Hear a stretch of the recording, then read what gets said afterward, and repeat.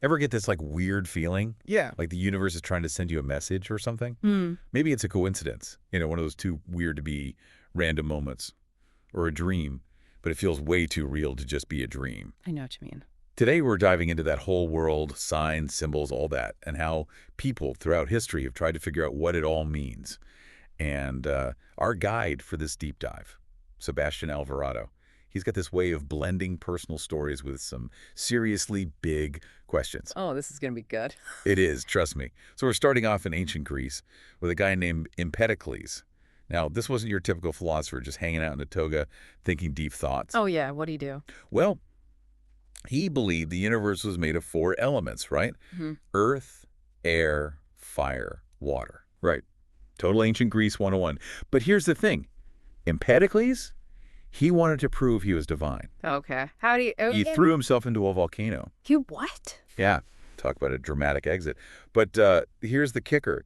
The volcano kind of spat back one of his sandals. No way. Serious. Seriously. So much for that divine disappearing act. So is that sandal a sign then? Some kind of cosmic message? Or just bad luck with, volcanic eruption? Exactly. That's what Alvarado's getting at, this whole idea of interpreting signs. He says our fascination with them is ancient, goes way back to our early ancestors. It was how they made sense of the world. Right. Trying to find those patterns, especially when so much was unknown. Exactly. Imagine trying to survive without weather forecasts or any scientific explanations for anything.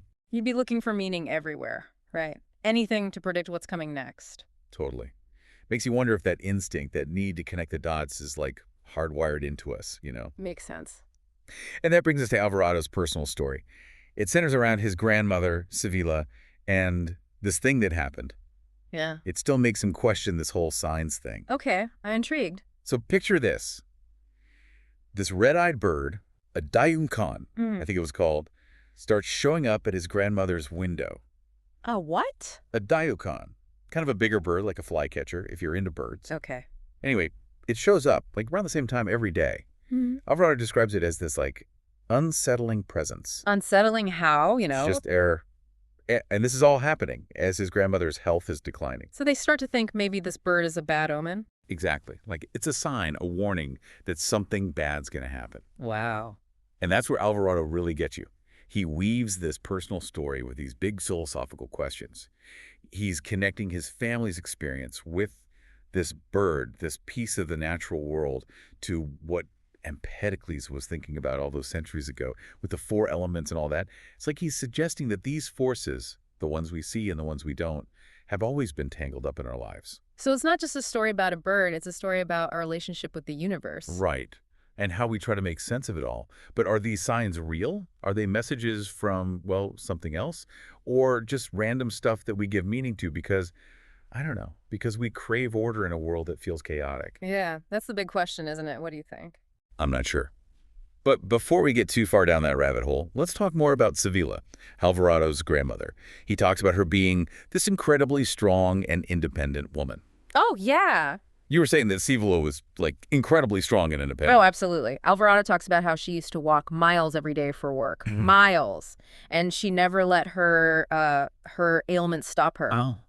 But then things changed. She was diagnosed with arthritis, COPD, hypertension, Oh, wow. diabetes, like you name it, she was dealing with it. It's like when it rains, it pours. Except this is more like a hailstorm of health problems. Yeah, and then came the dementia. So it's all happening around the same time as the bird, right? Yeah, around the same time. It's like the Diacon's appearance coincided with this downturn. Her health just started declining more rapidly.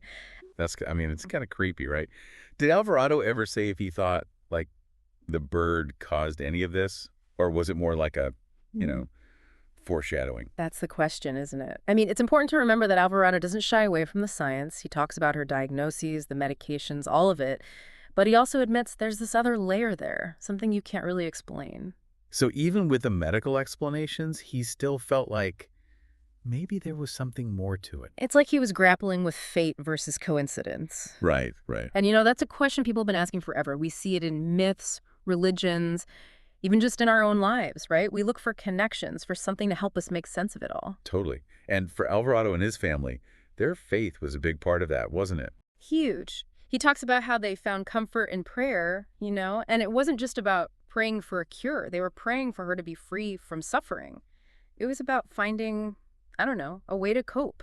There's something really powerful about that. That even when things are really, really rough, sometimes strength comes from, I don't know, having faith in something. It does. And, even toward the end, Sevilla was still so strong. Even with everything going on, she was still so focused on her family. That's really beautiful, actually. It is. And as her condition got worse, those moments became even more precious. She ended up in the hospital.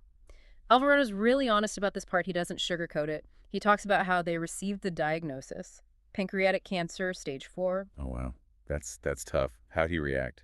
He talks about the fear, how his eyes locked on the doctors, and how he just kept connecting the dots. Tumor, cancer, death, like all that earlier anxiety with the bird and everything. It all just crystallized into this awful certainty. It's times like that, when you get that kind of news, Yeah. you really see what people lean on, their beliefs, their relationships. It's true. And Alvarado says the hospital, even with all the pandemic restrictions and everything, they let his mother stay with Sevilla. Can you imagine how much that must have meant to them both? To be together? Oh, absolutely. Yeah. In those moments, that's all that matters. It really is. And for Sevilla, even then, her love for her family, it's just shone through. Alvarado says that in her final moments, she asked about her family, her grandkids, her siblings. Wow. Just wow. So even as she's still thinking of them? Mm. Did he say what her final words were? He did. He said she looked up, almost like she was looking to something, someone else, and said, the union of the family, of everyone. Wow. That just gives me chills. What a powerful thing to say. What a way to, it's like even at the very end, our deepest values, the things we truly care about, they rise to the surface. They really do. And you can tell that Alvarado, he carries that with him. His grandmother's emphasis on family, on connection. It's like a legacy. It makes you think about the things we pass down, the stories, the values, and how sometimes the most powerful ones are about love and connection. Absolutely. Yeah, it really does make you think about that, huh? About what we leave behind. It's true. And maybe that need for connection, that's part of what makes us search for meaning in the first place, Like we're wired to look for those patterns, make sense of things, even when it's tough. Exactly. Which brings us back to Alvarado and, well, the big question. Are these signs, these events, are they just random? Or is there something more there? Right, right. So what's Alvarado think? It's interesting. He definitely finds comfort in believing, that there is something more going on.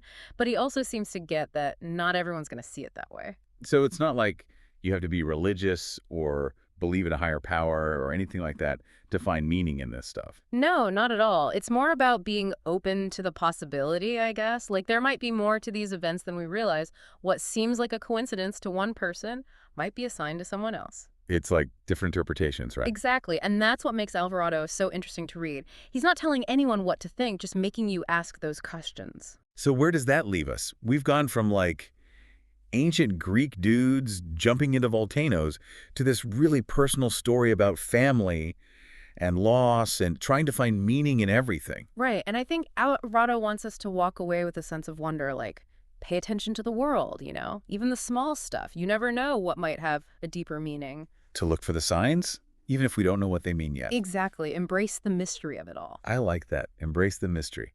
Makes me think of that quote. I don't know who said it, but life is trying things to see if they work.